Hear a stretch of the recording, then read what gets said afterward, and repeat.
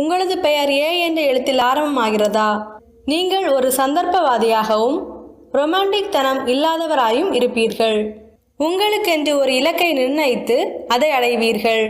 நீங்கள் ஒரு நிதானமற்றவராக இருப்பீர்கள். பிறர் உங்களிடம் அன்பாகவும் பொறுமையாகவும் நடந்து கொண்டாலும் நீங்கள் அந்த அன்பையும் பொறுமையையும் விரைவாக அவர்களிடம் காண்பிக்க மாட்டீர்கள்.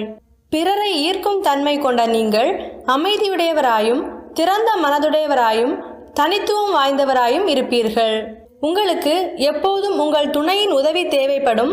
அதே நேரத்தில் தைரியம் உடையவர்களாயும் இருப்பீர்கள். உங்களின் துணையுடன் தனிமையாக இருக்கும் மனநிலையை மிகவும் விரும்புவீர்கள்.